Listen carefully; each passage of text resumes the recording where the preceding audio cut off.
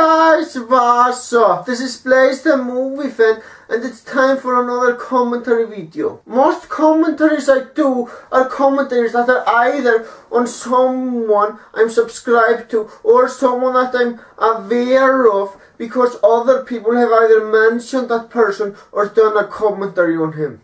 It is pretty rare that I do a commentary on a video that I find on my own, and that's exactly what I'll do today. Since it's Halloween, I decided that this would be the perfect opportunity to commentate on a video that is about Halloween. So without further ado, let's get started. Hi, so as you know it's Halloween, so you know what I like to call it cavity season. The number one thing I like about Halloween is the costumes. I like seeing the varieties, I like seeing the unique, and I like seeing the interesting costumes.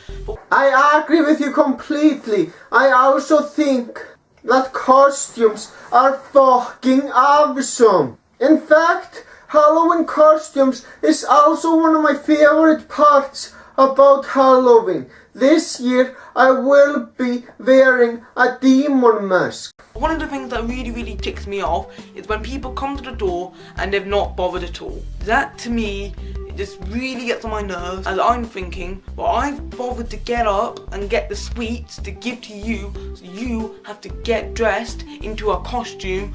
Now, trick or treat doesn't really exist here in Iceland. On Halloween, children don't go from door to door trick or treating like they do in the United States. But I still understand your point. And to be honest, I think it's pretty stupid that they go to door and door trick or treating if they're not wearing any costumes. I mean, wearing costumes is the whole purpose of Halloween, is it not? Or at least have a good magic trick. I mean, when it says trick or treat, I say trick 24/7. But then if they don't have a trick and they have pretty good costumes, then I'll give them the sweet. That is the only exception. Apart from that, I expect a magic trick and a good one, not just a penny one. I don't live in the United States, so I wouldn't know exactly how Halloween works around there. But I have seen how trick-or-treating works in TV shows, movies, and the Donald Duck comics. So I have an idea on how trick-or-treating works. Let me ask you something. What exactly do you mean by you want the guests to have magic tricks? As far as I know, they just go door to door, say trick or treat. Again, I might be wrong about that, as I don't live in the United States, so I wouldn't know exactly how it works. So, would you mind explaining to me what exactly you mean by wanting some good magic tricks? Because I'm not quite sure what you mean by that. And when it comes to costumes, guys have their typical costumes. For example, they have vampires, Dracula and zombies. While girls, however, tend to have less scary costumes. For example, Bo Peep, Tinkerbell and Ursa. Now, the only thing that's scary about them is the fact that they're not very scary at all. I have been holding many Halloween parties, and I have noticed that some of my guests wear costumes that aren't very scary. For example, one of the Halloween parties I had, one of the guests was dressed up like a cowboy. That's not scary at all. Personally, I think it's important to dress as something scary or something that fits Halloween, like a demon, a vampire, or something like that. I just don't think being dressed as a cowboy or something like that fits Halloween. However, I have noticed that the effect can be reversed. So, for example, the guys can come in really stupid costumes. Even Hawkins and Buzz and Woody from Toy Story. They're not particularly scary. And girls sometimes get it right. For example, they have witches, they have Matilda, and they have vampires. So, yeah, it doesn't really matter which gender the person is. There are just people in general who wear costumes that fit Halloween, while others wear costumes that don't fit Halloween. When I say vampires, I don't mean the ones from Twilight. Those are definitely not scary vampires. If anything, they've wrecked the whole vampire genre. I have only seen the first two Twilight movies, and they both suck. And yes, I have to agree with you. The vampires from Twilight are so fucking fake. Edward is not a real vampire. Neither is anyone else from the Twilight franchise. Now this brings me on to my next point of trick-or-treaters. Now I give out candy on an effort basis. So if someone looks like they put a lot of effort into their costume,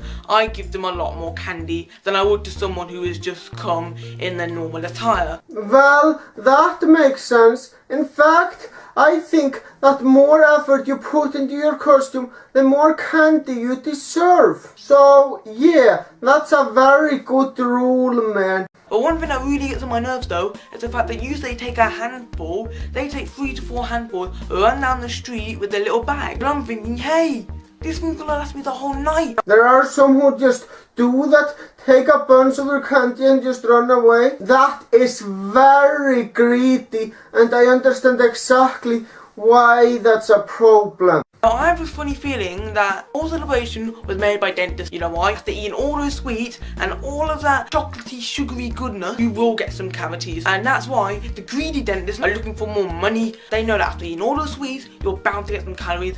It's the same principle as when you come off the dentist chair, she says, here's a lolly, kid. A lolly was the reason why I'm here in the first place. To be honest, I do think that it's stupid that a dentist would give someone a lollipop after someone is done with him or her. My dentist doesn't do that because my dentist knows that it's not a good idea. Personally, I don't think dentists should do that even in the first place. I'm sure all of you have been taught this at some point. Never take sweets from strangers. And why is it on Halloween we always take sweets from strangers? In fact, we go up to strangers and ask them for sweets.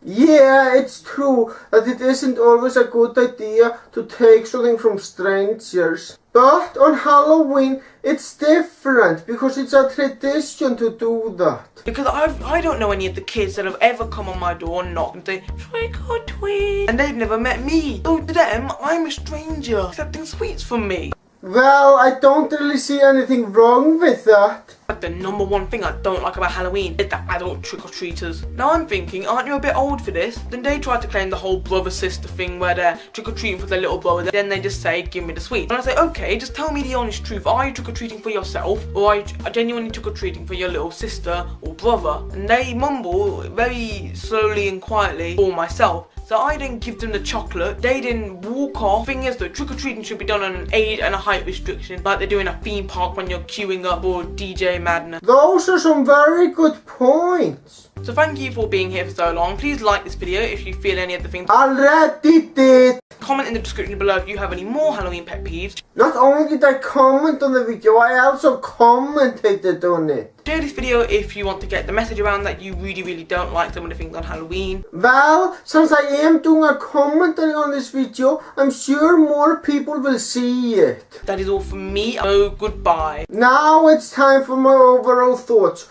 Overall, this was a very good video, but I had a lot to say about it.